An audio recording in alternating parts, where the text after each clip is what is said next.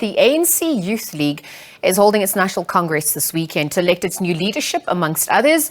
The League last held its Congress back in 2015, which elected Collen Maine as its president. But the preparations for the Congress has been dogged by infighting and lack of funds. All those vying for top positions must have been supported by 20% of all the branches that have passed the audit for the Congress, and those who will be nominated from the floor must have 25% of delegates in the Congress, and for additional members, a name will be on the ballot if supported by 10% of the branches that passed the audit. So let's get the latest. We're going to cross to our reporter Samkele Maseko, who has been tracking that story throughout the week. Samkele, good afternoon. Perhaps you can bring us the latest in terms of the 26th ANC Youth League conference is hopefully underway after that dramatic start in terms of registration and other issues that's marred it from the start.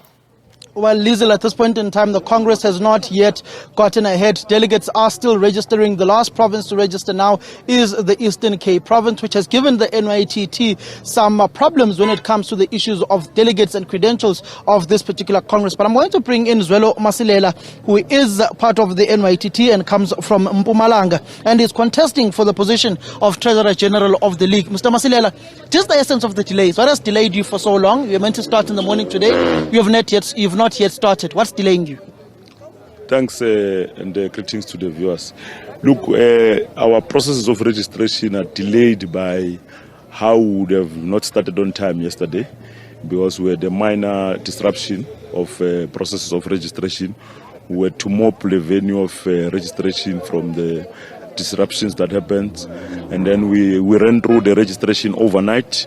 The registration team and ourselves have not slept. We've operated for the past 19 hours in running the processes. I can confirm now that over 80% of branch delegates have been registered. What is, we have actually even issued a communique to branch delegates that would have registered, collected tags, and probably at hotels to proceed to go to plenary hall at Nazareth. So delegates are on their way to plenary, because we were considering that we should start the program, especially the open session and opening of Congress, because that part does not need the adoption of credentials. So we think the 20% of registration which we're dealing with currently would have concluded by the time the plenary would have opened and dealing with the other issues, and we'll be ready to go and submit the credentials to Congress. Essentially, when is the convener or the acting convener, because Collen Maine has effectively now been removed, who will open this Congress of the Youth League on behalf of the NYTT? It was going to be Comrade Fasia Hassan. She's the deputy convener of the NYTT. She has assumed responsibilities of being convening our structure.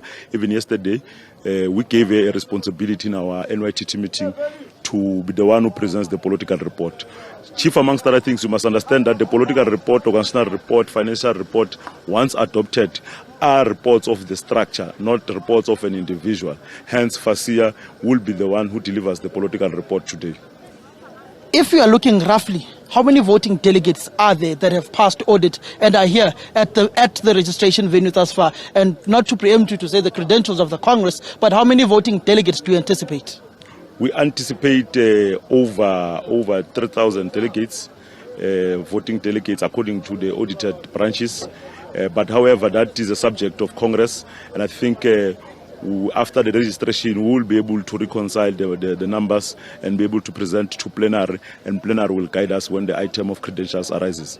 Those whom may be contesting your particular lineup, whom are led by Apiwe Mkhangelwa, are contesting the credentials of this Congress and also contesting the issue of the nullified Eastern Cape Provincial Congress. Where do you sit on that particular issue of those who are disputing credentials of this Congress? Those who are disputing credentials must come to plenary and dispute them.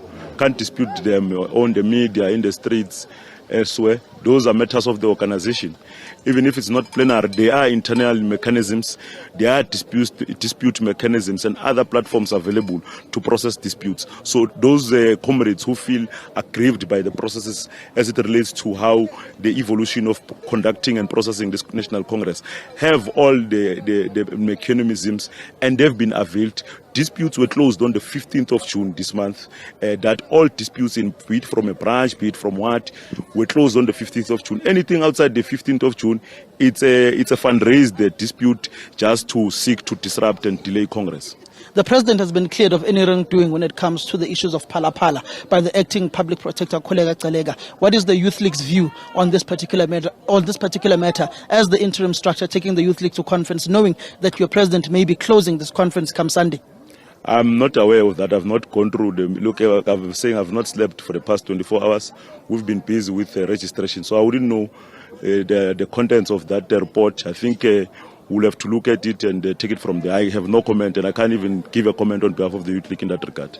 Thank you very much, Mr. Zwelo Maselela. That is Zwelo Maselela, who's contesting for the position of Treasurer General, of the ANC Youth League, saying they will begin plenary at about 5 o'clock with the opening address, asking all delegates to start making their way to the plenary hall at Nasrec.